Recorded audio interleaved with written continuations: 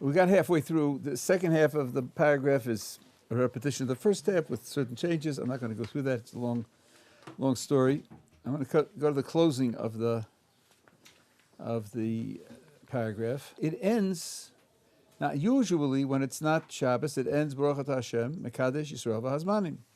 God sanctifies the Jewish people, and the holidays here. The single word for holidays is the times. As you know, if it were an ordinary Shabbos, which is not a holiday, then it would just say Mekadesh HaShabbos, sanctifies the Shabbos. Now that this year it's going to be both Shabbos and a holiday, you have the full ending, Mekadesh HaShabbos v'Yisrael v'Hazmanim. The obvious question is, why do we have Yisrael only on the holidays? Why don't we have Yisrael on Shabbos also? I mean, that's right. And then, if you're going to have somehow Shabbos and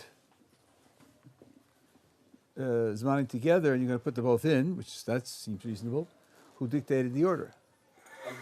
Yeah.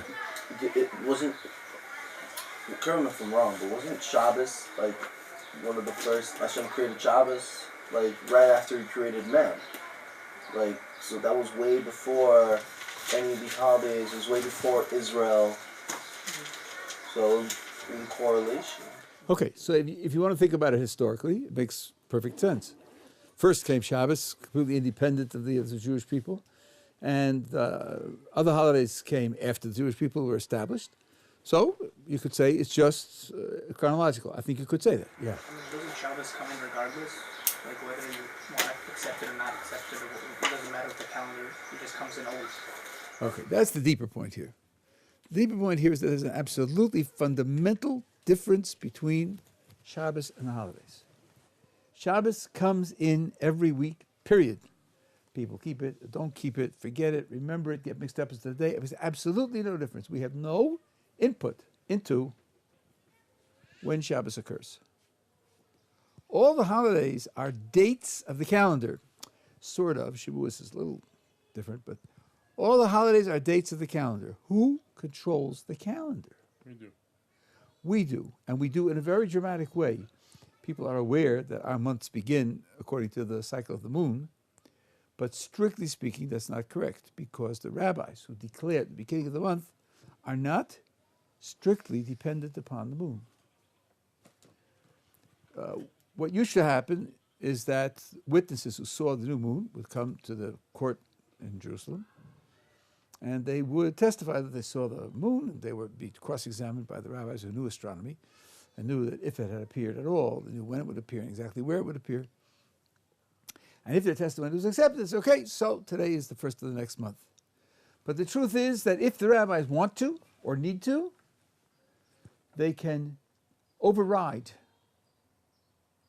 the witnesses, whether they come or not. So, let's say we need the month to start on Tuesday.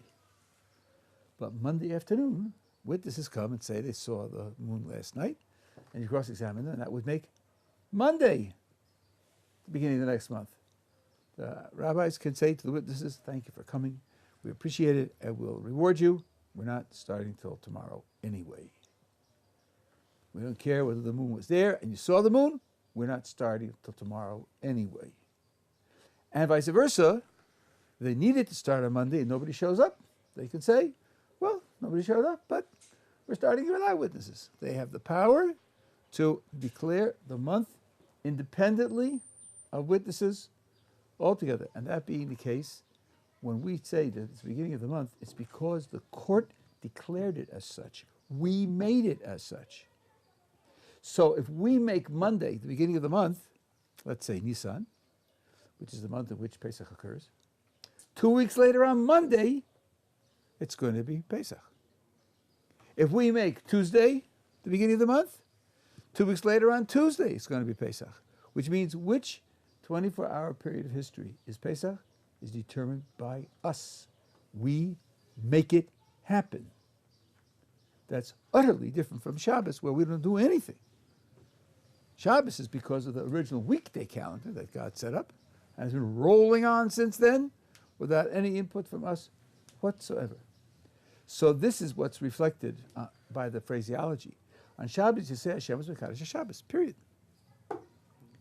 On the holidays, you say Hashem is Mekadosh Yisrael, and through being Mekadosh Yisrael, the Hazmanim, the holidays come afterwards because we are the ones who make the holidays occur when they do. And finally, when it comes out on both, like it is this year, so you say Mekadosh HaShabbos Yisrael Hazmanim, which is the natural way to combine it, given what I told you. But there's another deeper level here that just as He sanctified us and we sanctify the holidays, so He sanctified Shabbos, and Shabbos sanctifies us, and then we sanctify the holidays. It is a chain when you close the blessing, as we will do this year. You have a question? Yeah, I don't mean to get too deep into the topic you're just discussing. If we are, then we could talk about it another time. But you're saying that the judges were able to manipulate when the new month would start. Now, I know that there's probably a whole calculation on that, but where did they come to say that, we're going to decide the month? Well, you mean what motivates them to start the month one way or another way? Yeah, I'll tell you. Yeah. One of the big determinants is that Rosh Hashanah should not come out on the first day of the week, the fourth day of the week, or the sixth day of the week. We want to avoid that. For a different holiday? No, Rosh Hashanah. Rosh Hashanah, not Rosh Chodesh, Rosh Hashanah, right, should not come out on Sunday or Wednesday or Friday. Those 3 days should not come out. Why? Because, let's make a little calculation. If Rosh Hashanah comes out on Wednesday, then Yom Kippur will come out on Friday. If Rosh Hashanah comes out on Friday, Kippur will come out on Sunday. In both of those cases, you will have Shabbos and Yom Kippur together. Either Friday is Yom Kippur or Sunday is Yom Kippur. Shabbos and Yom Kippur share all the same restrictions in terms of the things you can't do. And one of the things you can't do on either Shabbos or Yom Kippur is bury the dead. So imagine you have this 48-hour period together, and someone dies, let's say Yom Kippur is Friday, and Thursday evening, right after Yom Kippur starts, somebody dies. It's going to be 48 hours until you're able to bury him. That's terrible. So the first thing the rabbi said is no Rosh Hashanah on Wednesday or Friday, because then you're going to end up with 48 hours where you can't bury people. That knocks out 2. What happens if Rosh Hashanah comes out on Sunday? Well, let's see. So Rosh Hashanah comes out on Sunday, then Sukkot, which is the 15th of Nisan, of Tishrei, will start on Sunday, right? 2 weeks later. The 7th day of Sukkot will be Shabbos. Count from 1 to 7, it will be Shabbos. Now there is a very important, crucial minhag that the prophets established, that on the 7th day of Sukkot, you bring willow branches and you bring them into the temple and you go around the altar with the willow branches, and you can't do that on Shabbos.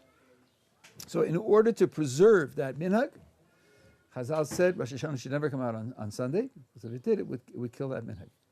So if the witnesses come Sunday afternoon and they say, we saw the moon last night, I say, okay, I hear you, but too bad, because we can't do it on Sunday. We're going to wait till Monday. And if it's Thursday, and if it's it's Thursday, and they don't show up, and I wait till tomorrow to make it the beginning of the month, that's going to be on Friday. I can't tolerate that. So we're going to make it Thursday, even if they don't show up. That's the prerogative that they have to use their power to avoid those things from happening. So with this calculation, there is no minimum or maximum days there could be in a month. That's right. Well, you can't move it more than 1 day. So you can't make it more than 1 day extra. No, this is of 1 month of the whole year. No. They can do it any month they want. I'm just illustrating one of the reasons why they might do that. There may be other reasons as well. So now we have a fixed calendar now. You can imagine what kind of a calculation it was. They had to calculate a cycle in which this will never occur. Yeah. Now you're talking about lunar months, which make a total of 354 days a year, against a solar year, which is 365, and having to adjust that the lunar and the solar shouldn't get out of whack, which is a 19-year cycle of intercalations of months, at 7 out of 19, and make sure that you never have Rosh Hashanah come out on Sunday, Wednesday, or Friday. So, and it has been lasting. This calendar has been lasting for more than 2,000 years. And my old roommate used to make those calendars. He used to try to explain it to me, and it drove me crazy. Very, very complicated. And if you compare it with secular calendars, they go bust. I mean, around in the 1700s, they had to take 11 days out of the calendar because it was getting out of whack. It wasn't corrected correctly. That's when they put in the leap year, like this year, then the 29th of February. And even that's not right. So every 100 years, you have to skip the 29th, because that's wrong also. You're fine-tuning it, right? And ours has been working fine for 2,000 years. Okay. So that's why it says Shabbos, Israel, and then holidays, because the holidays aren't really set in stone like Shabbos. They need us. They need us. That's right. That's exactly right. Okay, very good. Now, then there's Urchatzim, Karpasim, I'm not going to comment on those. Then we come to Magid. In mine, it's on page 8. Now, this first paragraph is very unique. It's in Aramaic, whereas the whole text of the Haggadah is in Hebrew. And some of it was not said now in the evening when the Seder was taking place, as I'll show you. So this is a preservation of things people used to say at various times in preparing for the Seder. Saying it here is not the way it was originally done. So first it says, Ha lachma anya, this is the bread of poverty or deprivation, that our ancestors ate in the land of Egypt. Now, this is certainly true. I don't know if you've ever seen matzah made. If you go with them when they bake matzahs now, you can see it. It's a fascinating process. People talk about the 18-minute matzahs. That's strictly speaking not true. The amount of time it takes, the time the water hits the flour until it comes out of the oven is about 12 minutes. I don't know about 18 minutes because they have a cycle. They do one dough after another, and when the oven has been used for 18 minutes, you call it the end of the cycle. But the actual time it takes from the minute the water hits the flour until it comes out is about 12 minutes. You're talking about slaves. Slaves are people who don't have time, let's say, to bake challah. When they bake challah, the women tell me, you mix it, and then you punch it down, and then it starts to blow up, and you punch it down again, and wait another half hour, and then you bake it slowly, and this is a 2-hour process to bake challah. Well, if you're exhausted, you want to eat, period. So here you make a dough, and I've seen this. We have someone up here in Bukharim, I think, who still does it. They make a dough, and then they slap it on the side of the oven, and it bakes on the side of the oven. It takes 2 or 3 minutes. That's the whole thing. Preparing the dough takes 4 or 5 minutes, and And by the way, the Sfardim, their matzahs are not crackers. Their matzahs are flexible, like something like what you call a pita. They're very careful that they shouldn't leaven, and not like Ashkenazi matzahs. So anyway, so here you point to that and you say, this is the poor bread that our ancestors ate in Egypt.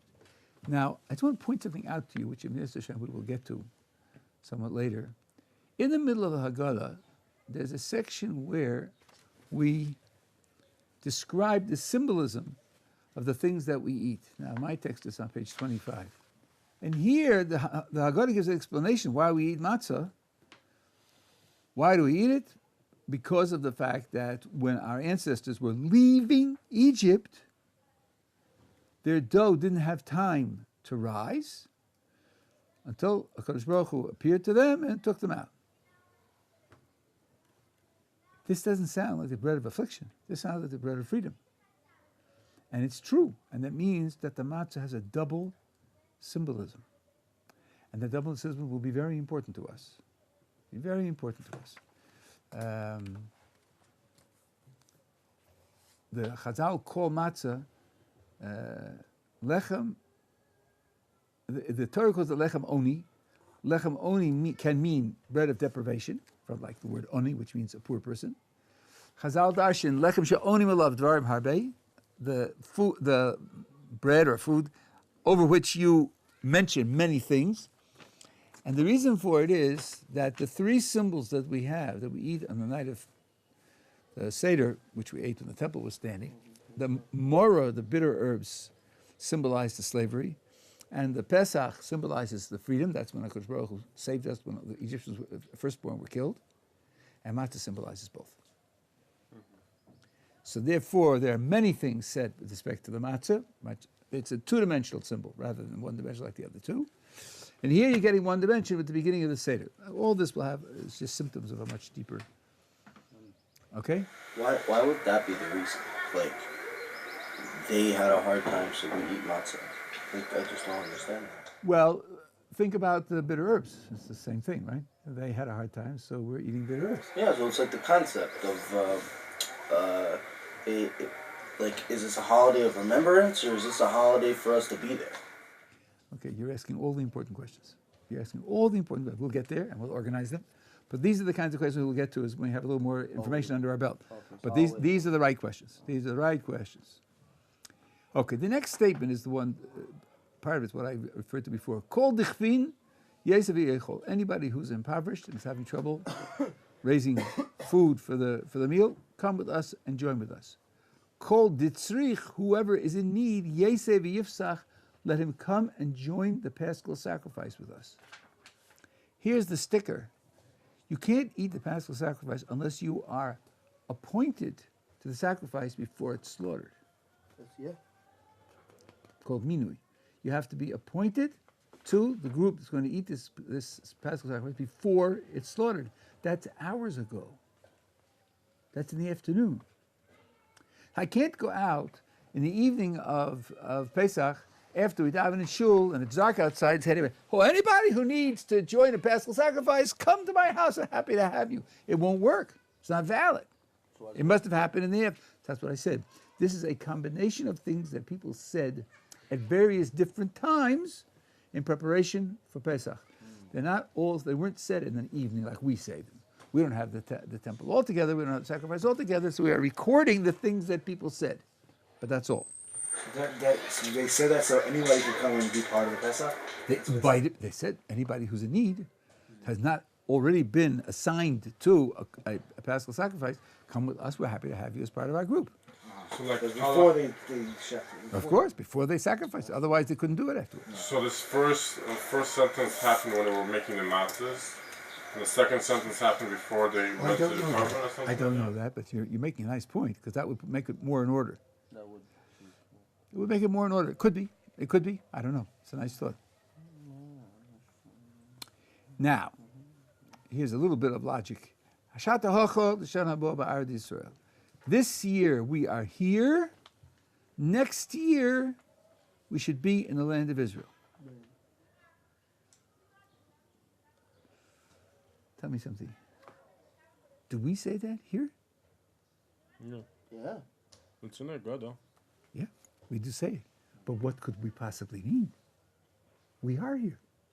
We are. We're still in Galut. Who's we? Rabbi, who's we? I'm sitting in Yerushalayim, thank you very much. We're not solid. And it doesn't say Galut, so you can stick in a spiritual interpretation. We're lost, we haven't got the temple. It says here versus in the land of Israel. I think it means that everybody all the Jews in the United States. That's good for you. Who's we? Is we my particular nuclear family? Or my clan? Or my neighborhood? We is the Jewish people. I'm speaking on behalf of the Jewish people. And we are not here. That's good. Now the next one, here's also we need a piece of logic to relate the two of them. Hashata Avdei, B'shana Haba B'nei Chorin. This year we are slaves, next year we should be free. Slavery here can be a relative term. We're not free to do as we please. Those who live in America are bound by American law, which means that there are various things which they can't do, which the Torah would have them do. And even here, Yeah. and that's the first important point, it doesn't split up the way the other one splits up. It's not as if in New York you're a slave and here you're free. We're not free here either, because the secular Israeli government doesn't enable us to do all the things that we need to do. So these are two separate statements. One is, I want to be in the land of Israel, even if being in the land of Israel, I'm not going to be totally free. And vice versa. I want to be free even if I'm not in the land of Israel. Because the more free I am outside the land of Israel, the more I can keep the Torah. So these are two independent thoughts. Okay? Now we come to the four questions. Here it's going to be a work of translation, but let me just tell you, there are a lot of fours, right? There's four questions, and what else? 4 cups. 4 cups, and what else? 4 matriarchs. Oh, man, you know a lot. That's not here written in the text. What else do you have written in the text? 4 languages of salvation, which are in the Torah, and which are brought here. But what else do you have here in the text? 4 banim. Oh, 4 sons. We didn't say that before. Oh, we didn't say that? Nope. Oh, Nope. we didn't say that? Oh. Nope. Yeah. 4 sons. Okay, so the Gaon of Vilna says the number 4 here symbolizes the matriarchs. Ha. Because there were 4 of them. Only 3 men, but 4 women. Okay. Huh? The Gaon of Vilna says this. And I don't remember if he brings it, but there's a famous statement of Chazal. B'schus noshim tzidkonios digalo abusenim Mitzrayim. With the merit of the righteous women, we were saved from Egypt. There are a number of features that the women contributed that the men did not. At a certain point, the slavery and the oppression became so bitter, the men simply gave up. They gave up. At one point, Amram, who was to become Moses' father, Moses wasn't born yet, wasn't conceived yet, divorced his wife because he said, if they're going to kill all the newborn males, it's not worth continuing. And the men, following Amram's example, also divorced their wives, and that meant they're just giving up on the project. Let it end. Miriam, Amram's daughter, Gemara says, came to him and engaged in an argument with him. One of the things she said to him is, your decree is worse than that of Pharaoh. Pharaoh decreed only that the newborn male shall be drowned. Your decree is that there were no more Jewish children at all. She gave him, if I remember correctly, 4 arguments. There's still 4 or 5. And he changed his mind. He took back his wife, Yocheved. The men followed suit, took back their wives. And that's when Moses was born. So because of Miriam, that breach was repaired. At another point in the oppression, the men simply were weary and without hope, and they refused to have relations with their wives. And the Talmud says the women who worked a full day also met their husbands after the day was over with 2 pots of water and some fish. With 1 pot of water, they enabled the husband to wash his body. The other, they cooked up some fish. They had some fish. And they, roughly what we would call seduced their husbands. They said, you gave up, but we didn't give up. And you can't deny us that we should give birth to a new generation. We'll take responsibility for it. When they come out of Egypt, and they cross the sea, and on the other side, you see the Egyptians drowned, there's a ecstatic poetry that they recite, the men do, and the women do. Sorry? Azashir, Moshe. And with the women, it says, the women accompanied their recital with drums and mecholos. Now, some people are under the impression that mecholos means dancing. And there is such an idea. The word mechol can also mean a musical instrument. Look at the 150th Psalm, the last Psalm. The word mechol there means definitely a musical instrument. So, the Midrash asks, where did the women get drums from? Or musical instruments? Where did they get them from? Answer, they took them from Egypt. If they took them from Egypt, why didn't the men take them from Egypt? Because the women had more emunah. They had more trust that God would save them. They were preparing already for the salvation when they were leaving Egypt. And the men weren't preparing. They weren't preparing. They weren't on such a high level.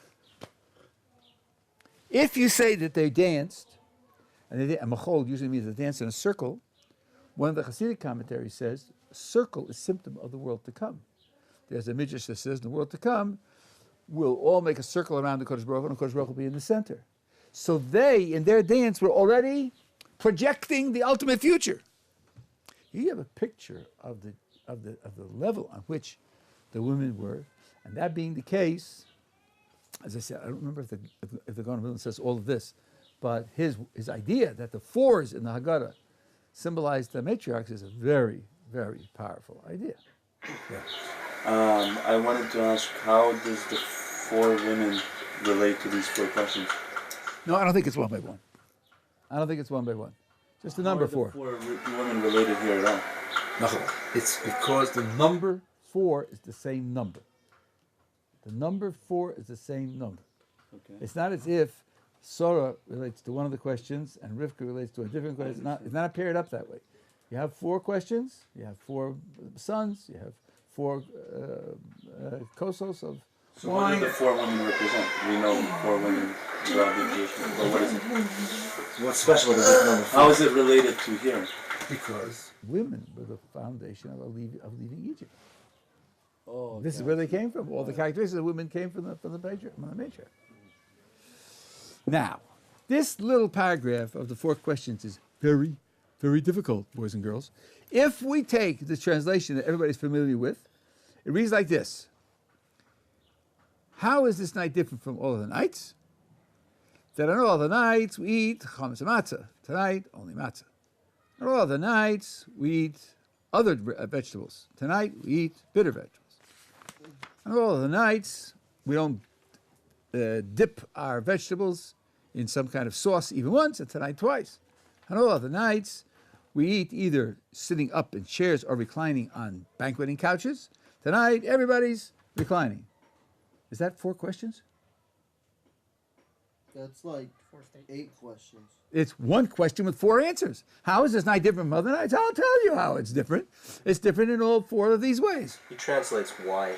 So why is it? Even so, it'll be why is it different, and then it tells you 4 reasons why it's different. The four questions, the 4 reasons why are all these 4 things that we are doing, why are we doing that? Okay, so that's a way. In other words, the first sentence is like an introduction, and it's to make you put a question mark after the other 4. That could be. But although it could be in logic, that your remark is a very logical remark, it isn't right in the Hebrew. Ma nishtana is not a question.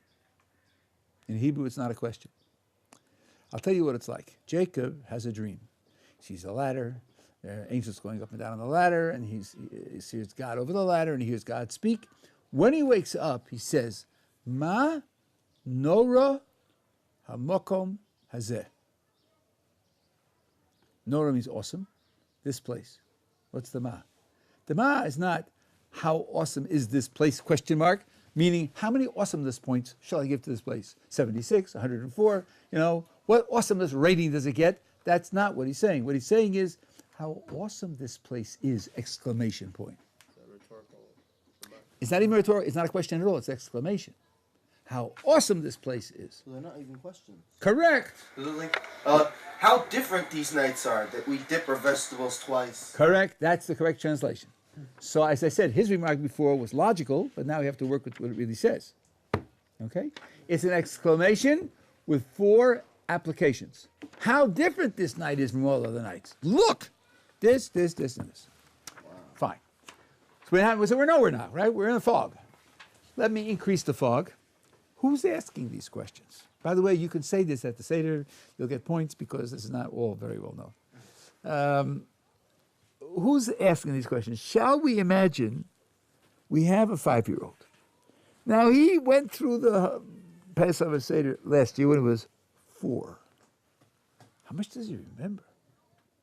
Not a lot. And he sees things happening, and he's wondering, why are these things happening? And he's asking about these things to get exclamation. Is that who's asking these questions? No. Says the Barbanel, it can't be. That's impossible. Why is it impossible? Because it doesn't seem so. He's not smart enough. No, look at the content of those questions and tell me why that can't be a correct way to say it. You know me. I'm much tougher than that. I don't want speculations and psychological dilly-dallying. If you look at the content of the questions, it cannot be a child who is observing things happening and asking about them because he wants to understand. Because he's asking you before everything happens. How does he know? First of all, he's asking about things that haven't happened yet. On other nights, we don't dip our vegetables. Tonight, we dip twice. Excuse me, we only dipped once. The second dip is coming hours from now.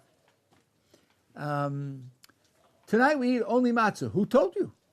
Who told you? All year long, you eat matzah and chametz. Who told you not going to bring out a birthday cake at the end? So that's one reason. The other reason is he has already seen some very peculiar goings on, and he's not asking about them. Father made kiddush. Okay, that's like every holiday and every Shabbos. They brought him water to wash his hands. Good. Every Shabbos, every holiday. And then he has a piece of celery. And he goes on doing something else. Bread. That's crazy. After you wash, you make on the dime, and then you eat bread. Why didn't he ask about that? So says the Abarbanel. I'm quoting the Abarbanel now. Abarbanel says, that's not what's going on here. What's going on here is to ask the question that you asked before. Now we're coming up to it. We have anniversaries during the year. These anniversaries have a certain quality. Some of them are commemorations of great successes, great joyful events, like Hanukkah, like Purim, like Shavuos when we received the Torah, like Sukkot when Kodesh Baruch Hu gave us the clouds of glory and protected us. And we have commemorations of tragedies, like the 9th of Av, when we commemorate the destruction of the temple, and other fast days during the year. The author of the Haggadah is asking, what is going on here? What are we commemorating? True, the period of time in Egypt was terrible slavery. By the way, some people make a mistake. How long were we in Egypt? 210. 210 years. How much was slavery? 70? About 90 years. About 90 years. What happened we doing? Because right. until all of the brothers died, there was no slavery. Right. So about 90 some odd years. How come till all the... Because that generation was the generation that was, they were Joseph's brothers, and Joseph saved the land and made the land rich, and so they had a certain status. At any rate, the Baal Haggadah is saying, look at the symbols that we use tonight, and you'll notice that 2 of them are symbols of slavery, and 2 of them are symbols of freedom. And I want to know what's going on. Every other day in the Jewish calendar has one dimension. Either it commemorates some great success and joy, or it commemorates some disaster. Tonight, it seems like you have a hybrid, because matzah, at this point, as I told you, is the bread of affliction or poverty. They ate as slaves. And the next one's mora, the bitter herbs. Those are 2 of slavery. And dipping, listen, we don't eat vegetables. We dip our vegetables. Have to have a nice sauce, That's obviously someone who's wealthy and who's aristocrat, right? And we eat on reclining couches. We're banqueting. So the author of the God is asking, it's a 4-fold question. That's what it really is. It's a 4-fold question. It's a question with 4 parts.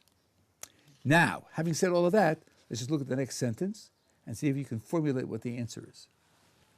The next sentence says, this ought to be an answer to the question, right? We were slaves to Pharaoh in Egypt, and Hashem, our God, took us out from there. In one word, what are we commemorating? Slavery. Hayinu, we war. Exodus. Okay, Exodus is a nice word. A more descriptive word in Hebrew would be, in English, would be transition. We're commemorating the transition from slavery to freedom. We have one leg on each side of the border, and we're shifting weight from the leg that's on the slavery side to the leg that's on the freedom side. That's why you have 2 symbols of slavery and 2 symbols of freedom, because you're making the transition from one to the other. That's the Barbarel's shot. It's a beautiful shot. You know me. If it works out logically. I would have thought he got that same shot from somewhere else. Like before Levi died, even though all the Jews were having a good time in Egypt, they still felt as if they were slaves because they wanted to live the life of Yaakov, even though they were enjoying themselves. And now, after that, some people were slaves, but understand 4/5 didn't leave. Because even though they were slave, they were still enjoying themselves in the things that were happening in Egypt. So in both times there was a hint of slavery and a hint of the opposite.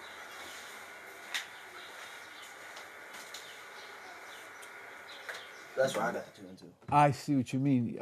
I hear what you're saying, but remember we called the holidays, one of the words for holidays was Zman.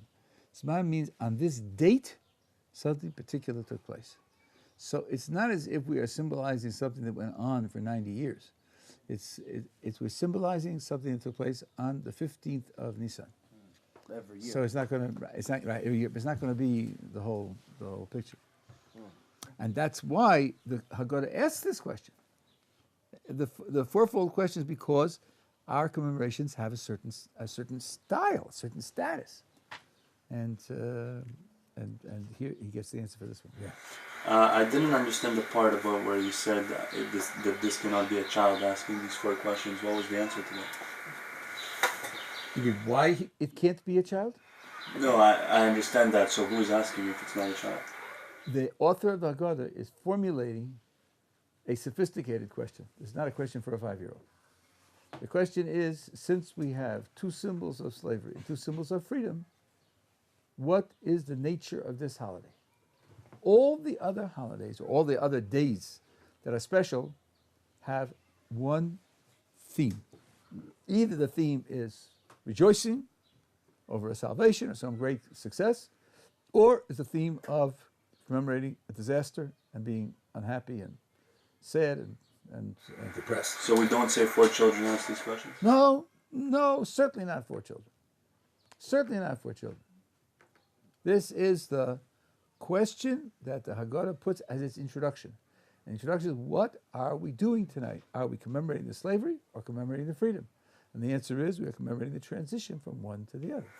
And one more quick question is, how are these 4 questions? You said that since it says manishtana, meaning it's just like a statement, not a question? Well, so now I must tell you, I'm dealing now with a title which doesn't appear anywhere in the Haggadah. This is the way it's called by the Jewish people. That's very strong. That's very important, but it's not in the Haggadah itself. It's called the Fir Kashas, or the Arba Kushiot in Hebrew or in Yiddish, and you could translate that as the 4 questions. If it's the 4 questions, then you have a problem. We're ending up now with, it's a single question with 4 parts. 2 symbols of slavery, 2 symbols of freedom. How does it work together? And I want you to know that in Hebrew, there are 2 words that are used for questions. One that is used in this expression, kushia.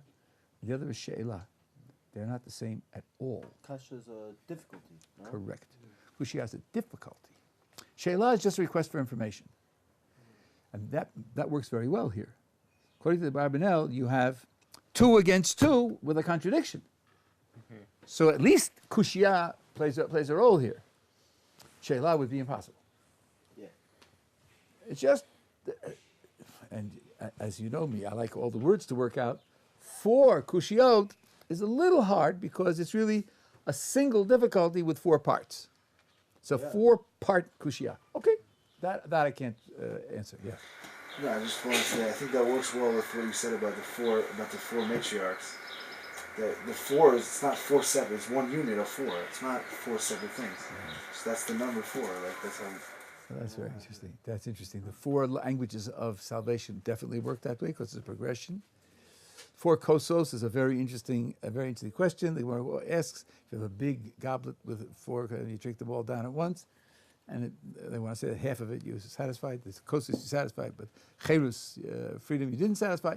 So maybe that goes together. That's a nice thought. Also the 4 diaspora, 4 believers. Oh right, the 4 kosos. That's also probably right. That, I hear what you. That's definitely a progression. Nice thought. Very nice thought.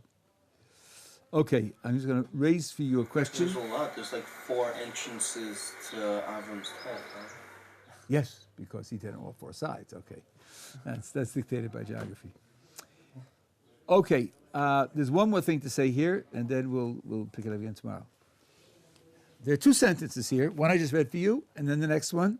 If you read them carefully and precisely, they contradict one another. The sentence we just read was, "We were slaves to Pharaoh in Egypt, and Hashem God took us out from there with a strong hand and outstretched arm." That's one. Next sentence. If Hashem had not taken our ancestors out of Egypt, then we and our children's children would have been subjugated to Egypt, subjugated to Pharaoh in Egypt. What's the contradiction? Weren't we going to die out? No, you're asking a question about the second one. Question is, I'm asking a contradiction. Listen again. The first sentence says, "We were slaves to Pharaoh in Egypt, and Hashem our God took us out from there with a strong hand and outstretched arm." Second sentence. If Hashem had not taken, HaKadosh Baruch Hu had not taken our ancestors out of Egypt, then we and our children's children would have been subject to Pharaoh in Egypt. What's the contradiction? All of your college education doesn't teach you how to read with precision. You have no such training. It's a tragedy. Yeah. Who left Egypt? Who actually left Egypt? We were. The first sentence says, "We did." Who's we? Well, there are 7 of us in this room. Every one of us, 7, walked out of Egypt. What does the second sentence say? Our ancestors left Egypt. Not we. If Hashem had not taken our ancestors out, we would have been subject to. But he did take our ancestors out. The fact is he did, and therefore we weren't, and aren't, and won't be. So it can't really be a contradiction because the whole thing about Zman, now every year at this day of the year we leave Egypt, so we can say we and if our ancestors. So it's not really a contradiction. The second one explains. We'll get to that. We'll get to that. But there's a simpler answer even here. There's a simpler answer. Maybe you'll think of it by tomorrow.